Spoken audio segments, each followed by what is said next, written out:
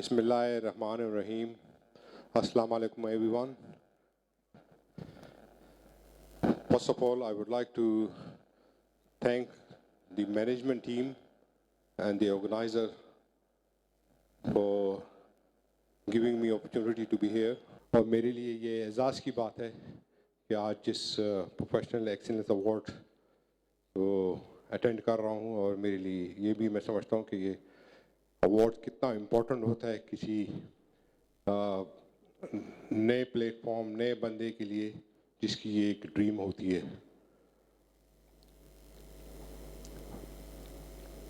मैं जैसे आप जानते ही हैं कि जिस खान फैमिली से मेरा ताल्लुक़ है उस स्क्वाश में बहुत ही एजाज़ हासिल किए और बहुत सी लॉरेल पाकिस्तान के लिए लाते रहे हैं और उस वक्त लाते रहे हैं जब पाकिस्तान को सिर्फ आज़ाद हुए हुए 3 साल हुए थे। ये मैं बात कर रहा हूँ 1950 की।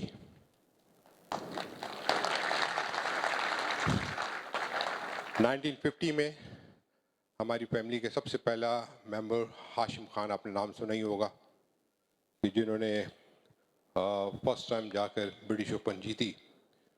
उस वक्त यकीन माने किसी को ये अंदाज़ा नहीं था, क्योंकि जिस माहौल में बड़े हुए, जिस हम्बल बैकग्राउंड में उनकी तरबियत हुई, और मुझे ये भी पता चला था कि उनको चंदा इकट्ठा करके उनका टिकट अरेंज किया और उनकी अरेंजमेंट की थी वहाँ जाने के लिए। तो जब ये सारी ऐसी फतवात होती हैं तो फिर आपको अंदाज़ा नहीं होता कि मैं किस लेवल का प्लेयर हूँ और मैं कहाँ तक पहुँच सकता हूँ। मगर ऑब्वियसली ब्रिटिश राज का टाइम गुजरा था तो सबको अंदाज़ा था कि ये लोग कुछ कर सकते हैं और अगर इनको मौका दिया जाए। उसी में हाशिम खान, मेरे वालिद साहब रोशन खान, आज़म खान और मुहिबुल्लाह सीनियर, इन्होंने 1950 से लेके 1963 तक पूरी दुनिया का रूल किया और 13 साल तक की कोई भी जो मुकाबले में इन्होंने पार्टिसिपेट किया, they never loss in early round. ये चारों प्लेयर हमेशा सेमीफाइनल में पहुंचते थे।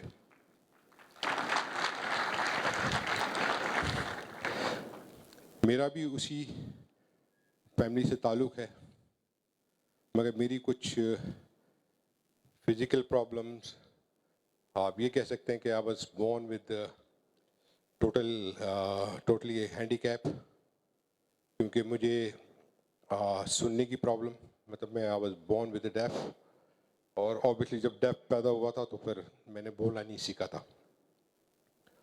और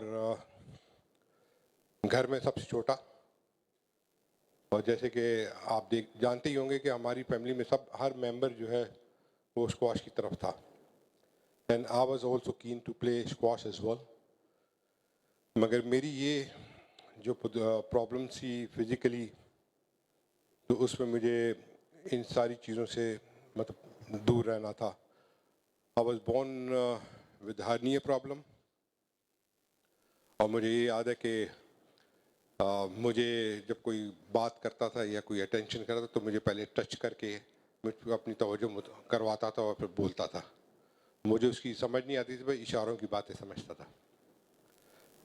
मगर मेरी वालदा एक देसी औरत थी, गांव वाली औरत थी, मगर उसका कॉन्फिडेंस इतना हाई था कि वो कहती थी कि मेरा बच्चा बोलेगा भी, खेलेगा भी और हर चीज़ करेगा ये।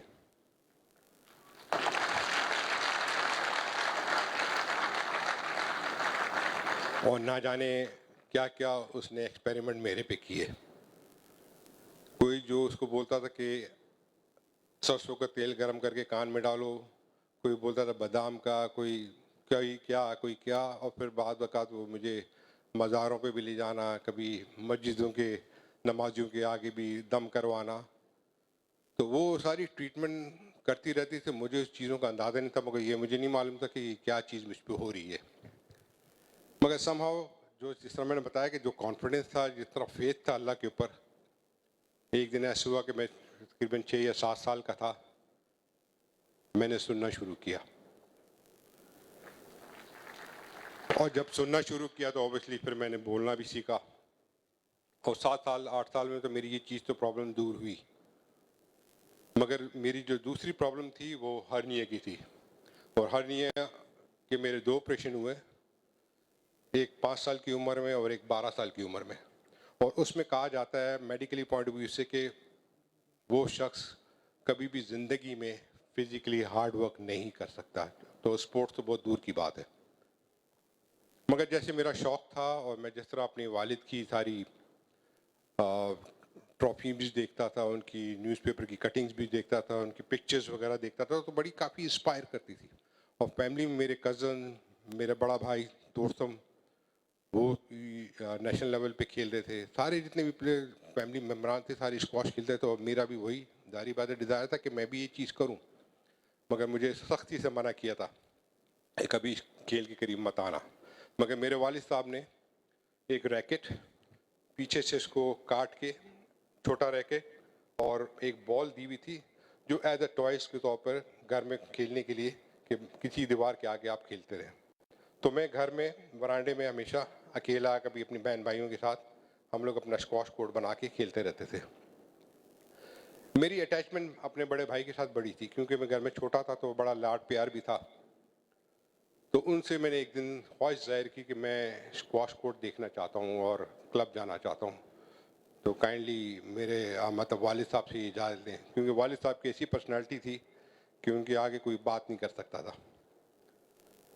तो वो उन्होंने कहा ठीक है मैं बात करूंगा, मगर ये प्रॉमिस करना कि स्क्वाश कोर्ट में उतरना नहीं, सिर्फ देखने की हद तक है। मैंने कहा यस प्रॉमिस है। इसी तरह मेरे वालिद साहब से उन्होंने परमिशन ली और वालिद साहब ने मुझे भी ताकीद की कि ठीक है कोर्ट जाएंगे, मगर वहाँ पे खेलना नहीं है, आपने सिर्फ देखना है। मैं फर्स्ट टाइम जब क्लब गया, ये आपने शायद देखा होगा, लकी स्टार पे फ्लीट क्लब के नाम से है, वहाँ पे आजकल उसका नाम है पाकिस्तान नेवी रोशन खान जहांगीर खान स्क्वाश कॉम्प्लेक्स। तो मैं 8 साल की उम्र में क्लब जाना शुरू किया। मुझे अच्छी तरह याद है वो रैकेट, वही बॉल मैं अपने साथ लेके गया और मैं गैलरी में खड़ा मेंबर्स को देख रहा था खेल रहे थे। तो फिर वो जब ब्रेक के लिए बाहर निकलते थे 1 मिनट के लिए, तो मैं कोर्ट में उतर जाता था और साथ कोर्ट में उतर के ऐसी उनकी गेंद से हिट करता था। इसी तरह आहिस्ता आहिस्ता ग्रेजुअली फिर वो मेंबर्स जो हैं सिंपैथी में मेरे साथ खेलना भी शुरू किया उन्होंने, कि छोटा बच्चा है चलो why not just to give him few hits. तो मैं उनके साथ कोर्ट में खेलता था, फिर मैं खेलना शुरू कर गया, फिर अब जिस तरह मेरी गेम हो रही थी। अब इन चीज़ों का मेरे वालिद साहब को नहीं पता था। मेरे वालिद साहब की आदत थी जब वो क्लब आते थे, जैसे ही आके अंदर के एक राउंड लगा के फिर वो अपने दोस्तों के पास बिलियर्ड खेलने चले जाते थे, और बिलियर्ड बिल्कुल करीब ही था। तो मुझे ये अंदाज़ा होता था कि 2-3 घंटे के लिए गए तो मैं अपना काम कर लूँगा। इसी तरह एक दिन मैं खेल रहा था कोर्ट में, तो मेरा ख्याल से उन दिनों में वो वालिद साहब के दोस्त नहीं आए, तो गए और वापस आ गए। अब वो वापस आके जब गैलरी में खड़े होते हैं, मुझे खेलते हुए देख रहे हैं। अच्छा मेरी नज़र जब पड़ी पीछे, जब पीछे नज़र पड़ी तो मुझे समझ नहीं है कि कोर्ट में खड़ा रहूं या कोर्ट से बाहर जाऊं। खैर समहाउ मैंने वो गेम कंप्लीट किया, बाहर निकला, मगर मुझे ये अंदाज़ा था कि आज के बाद मेरा क्लब बंद। स्क्वाश कोर्ट तो बहुत दूर की बात है। मैं जब बाहर आया तो उन्होंने मुझे बुलाया, मुझे कहा कि ये कितने अरसे से ऐसे कर रहे हो। मैंने कहा जब से मैं आ रहा हूँ खेल रहा हूँ, घर पे भी खेलता था। तो उन्होंने कहा कोई तकलीफ़ तो नहीं है तुम्हें, क्योंकि उन्हें पता था मेरी हार्निया की प्रॉब्लम थी। अगर होती भी थी तो मैंने डिनाई किया उस चीज़ को। मैंने कहा नहीं कोई ऐसी कोई तकलीफ़ नहीं है मुझे। उन्होंने मुझे एक एक किस्म से उन्होंने मुझे शाबाशी भी दी कि यू आर टैलेंटेड, मगर ये भी साथ कहा कि यार physically you are not fit for that. खैर घर गया तो वालदा को उन्होंने बताया, तो वालदा ने कहा जो भी है खेलने का शौक़ है तो करने दें जिस तरह। तो मेरे 2 ऑपरेशन हुए जब 12 साल और 12 साल 5 साल और 12 साल में जब हुए, फिर उसके बाद आई स्टार्टेड प्लेइंग रेगुलरली और फिर मैं जूनियर लेवल पे खेलने लगा। 14 साल की उम्र में मुझे मौका मिला अंडर 19 खेलने का, पाकिस्तान जूनियर चैम्पियनशिप पेशावर में हो रही थी, और उसी में उन्होंने एक ट्रायल मुनक्कद किया था कि जिसमें वो जो भी लड़के उसमें सेलेक्ट होंगे वो एक ऑटोमेटिकली पीआई में भी आ जाएंगे। ये नूर खान साहब ने किया था, और वही लड़के वर्ल्ड जूनियर चैम्पियनशिप खेलने के लिए स्वीडन और लंदन भी जाएंगे। तो इस वॉज अ ग्रेट अपॉर्चुनिटी, क्योंकि उस वक्त आप नहीं सोच सकते कि लंदन जाना कितनी बड़ी बात होती थी। ये आई एम टॉकिंग अबाउट 77-78। खैर मैंने जब ट्रायल दिया वहाँ पे तो हमें अंदाज़ा नहीं था कि मैं नेशनल लेवल पे कहाँ खेल रहा हूँ, दूसरे मेरे कज़न वगैरह कितने लेवल पे कितने अच्छे हैं। मगर वहाँ पे हमें जाके सही पता चला कि पाकिस्तान से जब सारे बच्चे आए हुए थे तो आई मेड इट नंबर 1, और मेरे जो कज़न थे दूसरे 2, 3, 4 पे इस तरह हम लोग पाकिस्तान टीम में सिलेक्ट हो गए।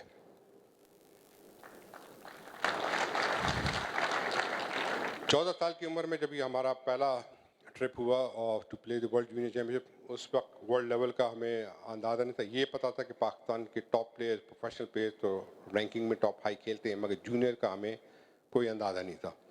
मगर वहाँ जब गए तो ऑस्ट्रेलिया के, इंग्लैंड के, स्वीडन के हर किस्म के प्लेयर वहाँ खेल रहे थे, और उनकी हेल्थ और हमारी हेल्थ में ज़मीन आसमान का फ़र्क।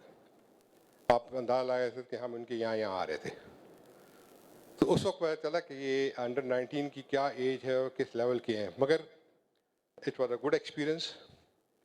मैं उसका फाइनल खेला जूनियर का, और हमारी टीम फाइनल की राउंड में हारी, मतलब बिकेम नंबर 2। तो वो एक्सपीरियंस के बाद फिर मैं दोबारा जब पाकिस्तान आया तो आई रियलाइज कि ये चीज़ बेहतर हो सकती है और हम ऊपर जा सकते हैं। मगर उस वक्त मेरा कोई सीरियसनेस इस खेल की तरफ नहीं था। एट द एज ऑफ 15 मुझे ये मौका दोबारा मिला। मैं दोबारा इंग्लैंड गया और वहाँ पे मैंने, मेरे बड़े भाई तोरसम खान उस वक्त वहाँ प्रोफेशनल सर्किट में खेल रहे थे and he was like top 8 player. तो मैंने इनसे ख्वाहिश जाहिर की कि मैं भाई अगर यहाँ पे साथ साथ पढ़ूँ भी और खेल भी लूँ तो मेरी ये ख्वाहिश है। तो उन्होंने कहा ठीक है, यहाँ पे स्कूल में एडमिशन ले लेते हैं, मगर साथ साथ आपने खेलना भी है और पढ़ना भी है। ये मेरा डिसाइड हो गया। आई स्टेट बैक, और मैंने 6 महीने उनके साथ ट्रेनिंग की, और ट्रेनिंग से मेरा लेवल खेल का बहुत अच्छा हुआ। और 6 महीने के बाद वर्ल्ड एमेचर चैम्पियनशिप हो रही थी ऑस्ट्रेलिया में, उसके लिए ट्रायल देना था पाकिस्तान आके। I gave my trial. मगर जब मैं 6 महीने के बाद पाकिस्तान आया तो ऑब्वियसली यहाँ गर्मी में जुलाई में हम लोगों ने पेशावर के अंदर ट्रायल दिए, तो मैं किसी से जीता किसी से हारा, कंडीशन सही नहीं थी। मगर somehow made it to number 5 in the team, और उसमें से सिर्फ 4 प्लेयर जा रहे थे। नूर खान साहब ने जब ये रिजल्ट देखा और उन्होंने सुना तो उन्होंने ये कहा कि जो दो लड़के जो सिलेक्ट नहीं हुए उसको पीआईए अपने एक्सपेंस पे बेयर करेगी और भेजेगी। तो उसमें मैं और मेरे एक कज़न थे, वो हम दोनों सेलेक्ट हो गए। तो we went with the team. Australia Melbourne जब पहुंचे तो मेरा नाम ही नहीं था टीम के अंदर, इंडिविजुअल इवेंट के अंदर। तो उन्होंने कहा कि जब कोई ना आ सकेगा तो हम आपको वेट लिस्ट पे कर देते हैं, फिर आपका नाम आ जाएगा। तो समहाउ कोई प्लेयर नहीं आया, तो जिसमें मेरा नाम एज अ क्वालिफायर के अंदर आ गया। क्वालिफायर में जब मैं खेला तो 2 राउंड में जीतने होते हैं फर्स्ट राउंड के लिए। मैं जब 2 राउंड खेला, मैं जीता, फर्स्ट राउंड में आया। फर्स्ट राउंड में जब आया तो I was playing against number 2 seed world का, और ये वर्ल्ड एमेचर की बात है, और मैं उस वक्त 15 साल का था। मुझे ये अंदाज़ा था कि जो मैंने ट्रेनिंग की है मेरा कुछ ना कुछ अच्छा रिजल्ट आएगा, और I was more focused there. उस मैच में मैं 2 लव डाउन था and I was third game, मतलब बहुत ही नीचे था, जो बहुत से प्लेयरों ने उम्मीदें छोड़ दी कि ये अब नहीं आ सकता। मगर समहाउ आई फाइट बैक, और वो 2 ऑल किया, फिर 5 गेमों में मैच जीता मैं। जब 5 गेम में मैच जीता तो obviously it was the biggest upset for the tournament, because वो नंबर 2 सीड था उस टूर्नामेंट का। और फिर वो इस तरह करते करते करते मैं पूरा टूर्नामेंट जीता। वो टर्निंग पॉइंट थी। At age of 15 become the world amateur champion, और पता चला कि हाँ जी इस लेवल पे आप खेल रहे हैं और प्रोफेशनल लेवल पे भी जा सकते हैं। वापस जब मैं इंग्लैंड आया तो मेरे बड़े भाई साहब जो हैं वो ऑस्ट्रेलिया जा रहे थे next day to play the Australian Open, और वो उन्होंने मुझे ये कहा कि ये मेरा आखिरी टूर्नामेंट, आई फील लाइक कि अब जो है आप पे कॉन्सेंट्रेट करूँगा, आपको ट्रेन करूँगा to make you world champion. तो मैं ये सिर्फ आखिरी दफ़ा जाके अटेंड करता हूँ, फिर I come back and I give my retirement announcement. वो जब खेलने गए ऑस्ट्रेलिया, दिस नवंबर 1979 की बात है कि मेरी एक दिन पहले उनसे बात हुई, but next day he was playing his second round. While he was playing his second round match, Australian open के कोर्ट में खेलते हुए हार्ट अटैक हुआ and he passed away there.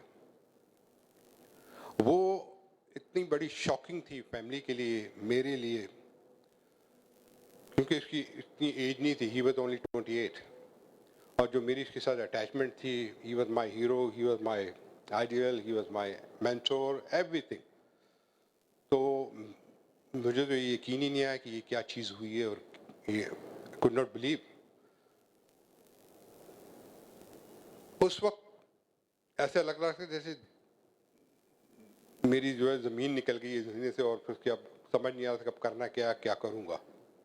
खैर मैं वापस आया, उनकी फ्यूनरल वगैरह अटेंड की, और वो जो 3 महीने 4 महीने मैंने ये डिसाइड कर लिया था कि I will never play squash again. मैंने ये अपने ज़हन में डिसाइड कर लिया था, और मैंने कह भी दिया था अपने पेरेंट्स को भी कि अब मैं इसकी तरफ नहीं आऊँगा, अब मैं कुछ और करूँगा। खैर जब 3 महीने गुजरे, फैमिली काफ़ी डिसऑर्डर्ड हुई थी, डाउन थी। एक दिन मेरे वालिद साहब ने मुझे बिठाया और मुझे कहा कि देखें, ये चीज़ जो होनी थी वो तो हो गई है, इसका कोई वापस आना या कोई ऐसी चीज़ नहीं है कि इस चीज़ को हम वापस कर सकते हैं, मगर ये है, ये उसका ड्रीम था, ये इसकी ख्वाहिश थी कि तुमको वर्ल्ड चैम्पियन देखता, तुमको वर्ल्ड नंबर 1 बनाना था। वो अब दुनिया में नहीं है, मगर आप उसके लिए अब करो। तो वो जहन में मेरे उस पर क्लिक किया, yes I will do his dream. मैंने 15 साल की उम्र में वापस में इंग्लैंड गया, और 15 साल की उम्र बहुत छोटी उम्र होती है, और इंग्लैंड में आप अगर अकेले रह रहे हो तो अंदाज़ा लगा सकते हैं कि क्या डिप्रेशन, क्या सैडनेस और क्या क्या चीज़ें गुजरती हैं। मगर ये ड्रीम था, गोल था कि मैंने ये हासिल करना है। I went back. फर्स्ट 6 महीने तो मुझे पता नहीं था कि लाइफ में मेरी क्या चीज़ आ रही है, क्या चीज़ जा रही है। स्कूल मेरा छूट चुका था, सिर्फ इसी पे मेरी तवज्जो थी, मगर वो फोकस मैं कर नहीं पा रहा था, क्योंकि ये नई नई चीज़ जो चल रही होती वो कभी आपको इतनी ईजीली इसके साथ ये चीज़ें हासिल नहीं कर सकते। मगर ये कि समहाउ लाइक रातों को मैं रोता था, दिन को अपनी ट्रेनिंग करता था, तो लाइफ वाज सो मिक्स। मगर 6 महीने में जब मैं दोबारा सर्किट में आया खेलने के लिए, पहले 6 महीने तो मैं हर जगह हर एक से पिटा, ये समझ लें। First round I was losing everywhere. फिर जब मैं 6 महीने के बाद प्रोफेशनल टूर्नामेंट खेलने आया वर्ल्ड ओपन में, it was 1980, I made it to top 8 professional players, कमर दमान में 5 गेमों में आ रहा। उसके बाद मुझे ये अंदाज़ा था कि मैं जिस लेवल पे जा रहा हूँ, जो मैं ट्रेनिंग कर रहा हूँ, मेरी 7 से 8 घंटे की रोज़ाना की ट्रेनिंग होती थी उस वक्त, और 7 से 8 घंटे ऐसे ट्रेनिंग थी कि मेरे लिए ज़िंदगी में और कोई चीज़ नहीं थी। लोग कहते थे कि ये पागल हो गया है, इसको समझ ही नहीं कर क्या रहा है, मगर आई न्यू डेप इनसाइड कि मैं क्या करने जा रहा हूँ। मैंने ये डिसाइड किया था कि ये मैं 2 साल में इंशाल्लाह टारगेट हासिल करूँगा। Exactly 2 years later, 28 November 1981, I was playing against Jeff Hunt of Australia. He was a world champion. और उसी दिन मैंने उसको शिकस्त दी and I won the world titles.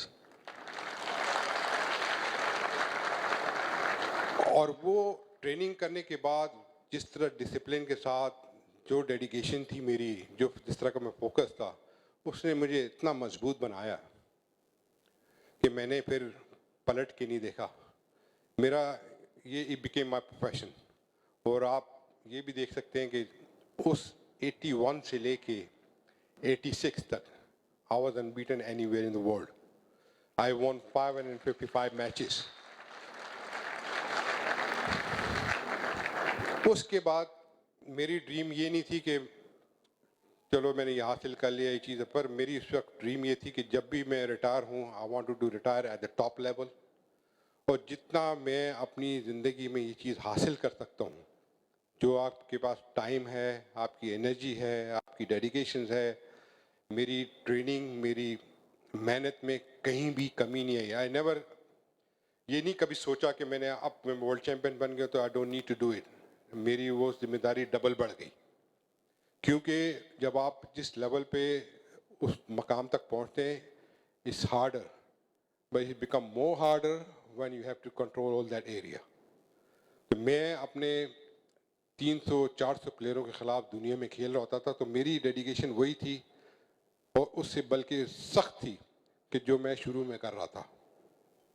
तो ये चीज़ें मुझे, इन चीज़ों ने बड़ी इंस्पायर की हुई थी कि मैं कभी इन चीज़ों पे कॉम्प्रोमाइज़ नहीं करता था। कोई मेरी लाइफ में ये चीज़ें, मैं अगर इस चीज़ में काम कर रहा था तो फोकस होके करता था, डेडिकेशन मेरी होती थी और मेरा एक डिसिप्लिन होता था। चाहे इसमें कैसी कैसी तकरीबात आती हैं, सारी चीज़ें आती हैं, मगर I had my own life. और अल्हम्दुलिल्लाह जितना मैंने पूरा अपना कैरियर गुजारा है, उसमें 10 साल ब्रिटिश ओपन भी हैं, 6 साल वर्ल्ड ओपन भी हैं, 555 मैचेस भी हैं, मगर आज जब मैं पीछे पलट के देखता हूँ अपनी लाइफ को, तो इस चीज़ को प्राउड महसूस करता हूँ। और सबसे बड़ी बात है कि जो चीज़ मैंने नहीं सोची थी, अल्लाह ताला ने मुझे वो भी नवाजा। और ये सारी चीज़ मुमकिन हो सकती है और है, मैं इस चीज़ का बिलीव करता हूँ। अल्लाह ताला ने इंसान मखलूक को ऐसा पैदा किया है कि उसके अंदर वो एबिलिटीज़ हैं, हर वर्ल्ड चैंपियन की एबिलिटीज़ उसके अंदर होती हैं। अगर वो करने पे आए तो वो चांद तक भी जा सकता है, और ना करने पे आए तो कोई कुछ नहीं कर सकता। मगर ये सेल्फ बिलीफ, सेल्फ कॉन्फिडेंस और मेहनत, इसमें कोई शॉर्टकट नहीं है। अगर आप ये समझते हो कि वर्ल्ड चैंपियन दो लफ्ज़ बड़ा आसान लफ्ज़ है, मगर मुझे मालूम है कि इसके पीछे कितनी मेहनतें हैं, कितनी सेक्रीफाइसेस हैं। ये चीज़ें हर इंसान कर सकता है, चाहे वो किसी भी लेवल पे है, हम्बल बैकग्राउंड से है, कोई भी लेवल है, इसमें ये चीज़ें काउंट नहीं की जाती है। आपके पास अल्लाह ताला ने वो प्लेटफॉर्म दिया होता है, आपको टाइम दिया होता है, आपका आपके अंदर वो एबिलिटी दी गई हुई है, आपके अंदर एनर्जी दी गई है, आपको सही मानों में यूटिलाइज करें। आपके अंदर एक ड्रीम होना चाहिए, ड्रीम वाला ड्रीम नहीं कि जो आप रात को सोते हुए सोचते हैं। ये ड्रीम ऐसा होता है कि जब आप एक किसी को चीज़ को लेके चलते हैं और आपने वो हासिल करना है, उस ड्रीम को हमेशा अपनाना चाहिए। और सबसे बड़ी बात है कि जितने आपके सीनियर्स हैं, अपने बड़ों से, आप अपने बड़ों से सीखें, अपने बड़ों की रिस्पेक्ट करें और अपने जूनियर्स की मदद करें, उनको बताएं, उनको सिखलाएं। ये चीज़ें जब आपके अंदर होती है ना कि सिर्फ मैं नहीं हूँ, मेरे साथ और भी टीम है, तो इट्स बिकम मोर स्ट्रॉन्गर, और अच्छी चीज़ हो जाती है। जब आपकी नीयत अच्छी होती है तो अल्लाह ताला आपकी उसमें ज़्यादा मदद भी करता है। और यही वजह है कि जब आप एक नेशनलिज्म के हिसाब से सोच के चलते हैं ना कि मेरा घर सिर्फ मेरा घर नहीं होता, फिर आप अपने शहर के लिए सोचते हैं, आप अपने मुल्क के लिए सोचते हैं, अपनी पूरी कम्युनिटी के लिए सोचते हैं, तो उसकी एक नौयत ही कुछ और हो जाती है। और being a good ambassador for the country, ये सबसे बड़ी एक मिसाल होती है। आपने जितना अपने लाइफ कैरियर में लेके चलना होता है, आप दूसरों के लिए मिसाल बनते हैं, लोग आपको आइडलाइज करें, आपको अपना हीरो बनाएं।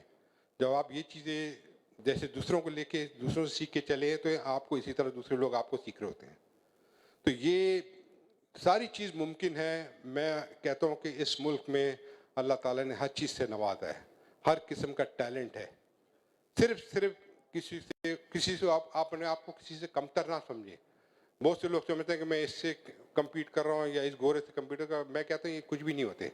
आप अपनी सलाहियत को आजमाएं, आप अपनी सलाहियत को लेके चलें, अल्लाह ताला आपकी मदद करता है। मगर आपकी विजन, आपकी डेडिकेशन, आपकी मेहनत, ये काउंट करती है। अगर जो मेहनत को कन्वर्ट नहीं कर सकता इनटू द रियलिटी, उसका कोई फायदा ही नहीं है। जब आप मेहनत करते हैं, वो कॉन्फिडेंस आप उसको रियलिटी में कन्वर्ट करते हैं, तो उसका रिजल्ट अच्छा आता है। अगर कोई बच्चा रट रहा है, पढ़ रहा है और उसका रिजल्ट इम्तिहान में नहीं लेकर आ सकता, तो फिर उसका कोई फायदा नहीं। मैं बिलीव करता हूँ कि जब आप अपनी मेहनत करते हैं तो आपके अंदर वो कॉन्फिडेंस होना चाहिए कि इसको मैंने कन्वर्ट करना है इनटू द रियलिटी, कि ये चीज़ मैंने जिसके लिए की है वो मैं हासिल करूँ। और ये सब कुछ मुमकिन होता है, इसमें कोई शक नहीं है कि ये नहीं हो सकती, हर चीज़ हो सकती है। जब मैंने अपना कैरियर शुरू किया था तो मैंने भी शायद सोचा होगा उस वक्त कि शायद ये इतना मैं माइलस्टोन नहीं कर सकूंगा, मगर धीरे धीरे सब कुछ हासिल हुआ। टाइम कम पीरियड में हुआ, 14 साल 15 साल का मेरा कैरियर है, मगर मैं रिटायर हुआ when I was 28, मगर by 28 I have achieved अल्हम्दुलिल्लाह एवरीथिंग। और आज अगर मैं 60 के करीब हूँ या 60 पे हूँ तो मुझे इस अपनी चीज़ पे, अपने मुल्क के ऊपर फ़ख्र होता है कि अल्लाह ताला ने मुझे इतनी हिम्मत दी थी कि मैं कुछ चीज़ कंट्रीब्यूट कर सका, और आज इसी वजह से आप लोगों के सामने खड़ा हूँ। और इसी वजह से आप देखते हैं कि जो अवार्ड से नवाजा जाता है, जो स्टैम्प से नवाजा जाता है, आप कभी सोच भी नहीं सकते कि मैं जिस बैकग्राउंड से आया हूँ मैं कभी सोच नहीं सकता था।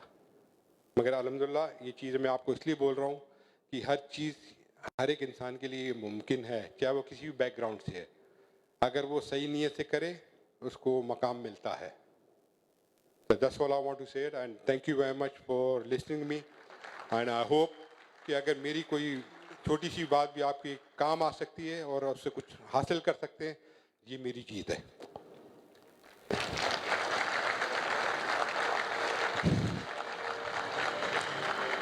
और अगर कोई सवाल जवाब है तो पूछ सकते हैं, तो please.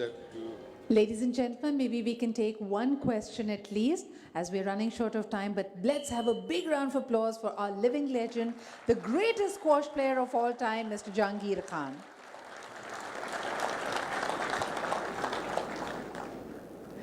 Do we have a question? We'll direct the mic to you. Yes, please. Assalamu alaikum, sir. Thank you so much for coming here and blessing us all with your presence here. And I am right now having my fan moment with you. और जो सवाल आपसे मुझे पूछने थे hard work से related, you have answered all of them very beautifully. और एक टेक अवे में लेके यहाँ से जाना चाहूँगा, और वो मैं सबके साथ शेयर भी करना चाहूँगा कि जिस तरह आपने कहा कि ख्वाब क्या है, तो आज से मेरी लाइफ में ख्वाब की एक डेफिनेशन चेंज हो गई है। ख्वाब वो नहीं जो आप सोते हुए देखते हैं, ख्वाब वो है जो आपको सोने ना दे। बिल्कुल, थैंक यू अहमद जी, बहुत बहुत शुक्रिया। देखिए यही चीज़ें मैं हमेशा कहता हूँ, चाहे वो छोटा बच्चा होता है बड़ा होता है, मैं कहता हूँ देखो सिफारिश करने की ज़रूरत नहीं पड़ती, सिफारिश वो करवाता है कि जिसको अपने पे एतमाद नहीं होता। मैं हमेशा चैम्पियंस की वो क्वालिटी मानता हूँ कि जो हर सरफेस पे वही रिजल्ट पेश करे।